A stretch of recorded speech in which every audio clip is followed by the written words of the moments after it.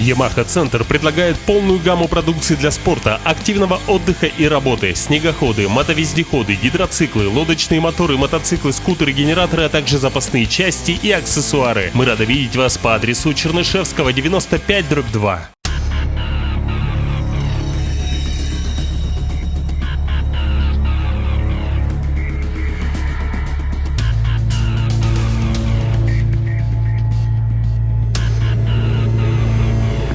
В одном из предыдущих выпусков вы видели запуск автомобиля при помощи предпускового подогревателя Webasto. Но сегодня хотелось бы уже подвести какой-то итог. Прошел такой самый суровый зимний период, когда столбик термометра опускался до минус 50 градусов. Как же происходил процесс запуска автомобиля при достаточно низкой температуре, мы посмотрим в этом выпуске.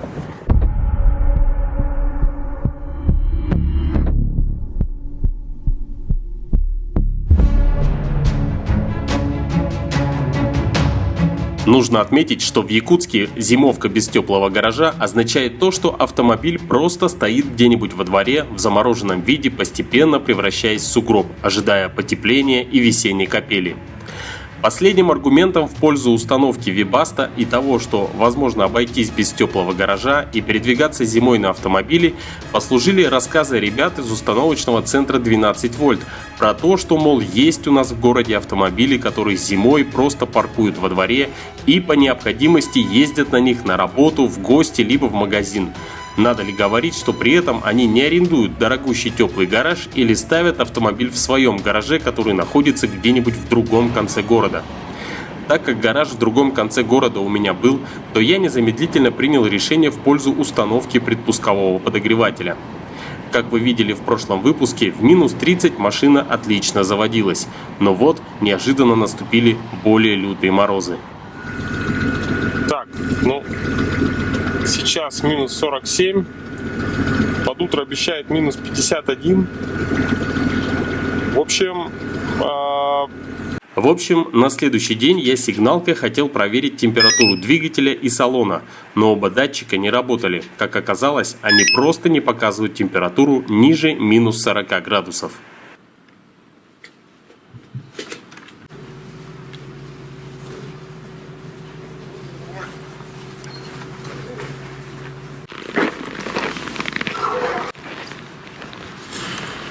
Итак, сейчас на улице минус 48. Машина стояла 12 часов. Ночью было минус 50. Так. Запускаем.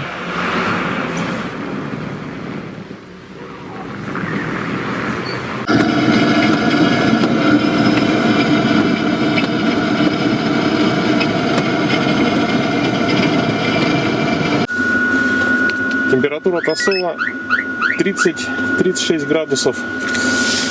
Можно запускаться.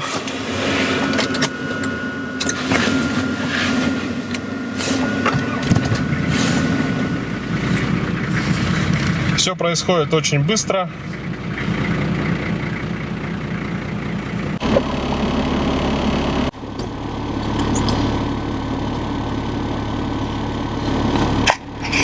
Однако надо занести домой этот стеклоочиститель. Хоть он и на основе, по-моему, спирта, но полностью превратился в лед. Ну что же, видео, но стало достаточно прохладно уже находиться в салоне. Я думаю, сейчас зайду домой, попью кофе, подготовлюсь и буквально через час уже мы с вами ощутим разницу в салоне. Оставляю работать только Webasto AirTop для обогрева салона. Печка выключена. Работает только Webasto. Ну что же, пойдем пить кофе.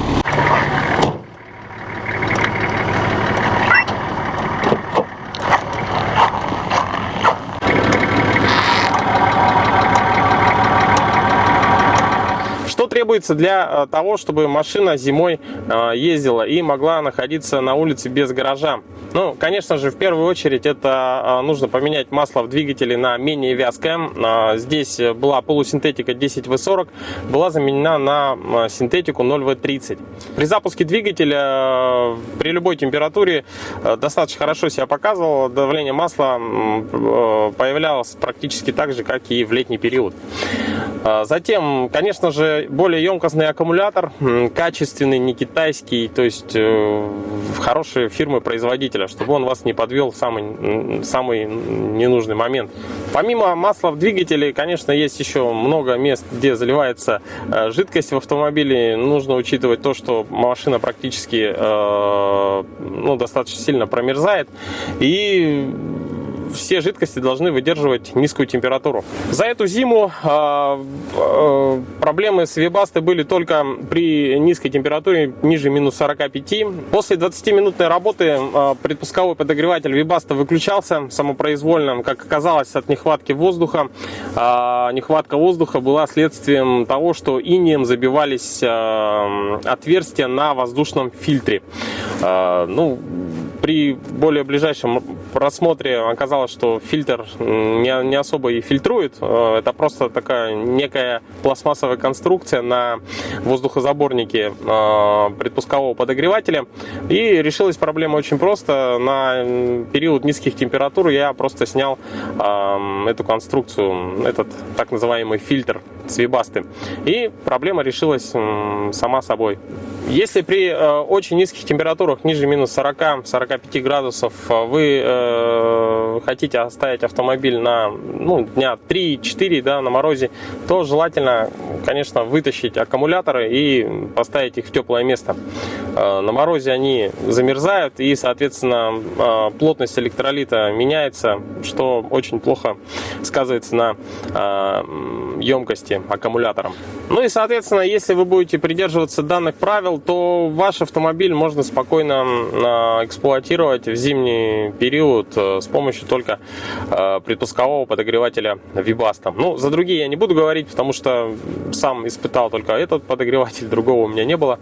И эксплуатировать автомобиль в наших суровых условиях без теплого гаража возможно. Оставайтесь с нами и удачи на дорогах!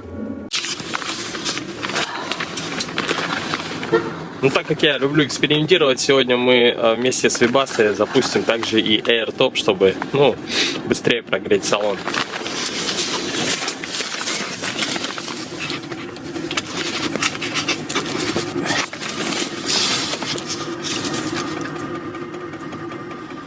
А в заключение хотелось бы сказать, если вы, дорогие друзья, в автомобиле зимой ездите вот в таком виде, в унтах, в валенках, если в вашем салоне достаточно холодно и ваш двигатель не вывозит поддержание температуры в салоне, то вам может также помочь салонный отопитель от Webasto. Находится в этом автомобиле он жарковато. Находится он в этом автомобиле под водительским сиденьем, и таким образом он обогревает салон путем сжигания топлива в камере сгорания. Система очень простая, тоже топливо сгорает, нагревается, по-моему, керамический штифт, и затем воздух прогоняется через этот нагревательный элемент. Температура на выходе достаточно для того, чтобы в лютый мороз поддерживать комфортную температуру в салоне. Расход около 200-300 мл горючего в час. Я думаю, это приемлемо для того, чтобы, например, на практике мне пригодилось это каким образом. Если я езжу по делам, останавливаюсь около какого-то здания, и мне не надо оставлять автомобиль включенным, то есть, это много там разных нюансов, вплоть до, не дай бог, автоугона. И плюс, конечно, несомненно, это расход топлива. Вы глушите автомобиль, ставите на сигналку, а этот отопитель у вас продолжает поддерживать хорошую, комфортную температуру в салоне автомобиля. И вы приходите через час, через два, садитесь в теплый салон и продолжаете свое движение. Вот так вот, все очень удобно и технологично. Вот таким образом все это делается. Заглушил автомобиль, и как вы можете слышать, если видно. Вот он, терморегулятор. В принципе, для данной температуры окружающей среды можно ставить и на половину мощности. Внутри здесь находится специальный термометр, термодатчик, который управляет обогревателем салона. То есть он сам регулирует необходимую температуру.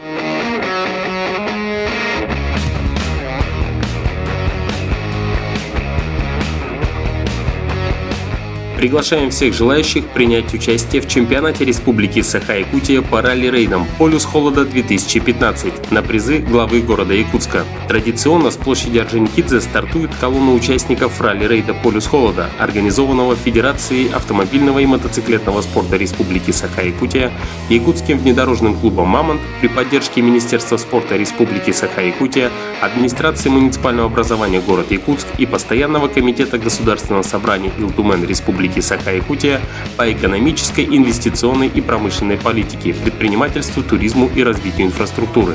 Маршрут ралли-рейда будет проложен по легендарной Колымской трассе. Федеральная трасса Колыма – автодорога между Якутском и Магаданом протяженностью 2032 километра. Трасса Колыма – одна из старейших дорог республики. Начало ее строительства связано с освоением северо-восточных территорий, главным образом для добычи золота и выхода на морской порт Нагаева Магаданской области. Судьба этой северо-восточной артерии страны – одна из самых многострадальных. История строительства связана с печально известными событиями сталинских репрессий, с ГУЛАГом. Автомобильная дорога Колыма поднимается до уровня 1500 метров между бассейнами рек Лена, Алдан и Индигирка и проходит по живописным местам, где участники увидят и горные перевалы, и бескрайние просторы тундры. Федеральная автомобильная дорога Якутск-Магадан – это единственная транспортная артерия, обеспечивающая жизнедеятельность всего северо-восточного региона России, Республики Саха-Якутия, Магаданской, Камчатской области, Чукотского автономного округа. Ознакомиться с регламентом соревнований вы можете на сайте Якутского внедорожного клуба «Мамонт» offroad.ekt.ru. Также на этом сайте впоследствии будут опубликованы результаты соревнований и отчет о поездке. Если вы желаете получить новые впечатления, посмотреть на незабываемые красоты нашего родного края, а также прикоснуться к традициям и истории, регистрируйтесь и принимайте участие в чемпионате Республики Саха-Якутия по ралли-рейдам «Полюс холода 2015». Регистрация открыта.